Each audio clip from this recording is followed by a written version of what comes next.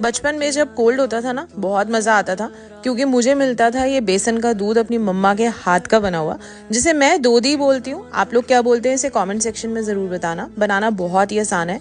देसी घी में बेसन को रोस्ट करना है, भूनना है।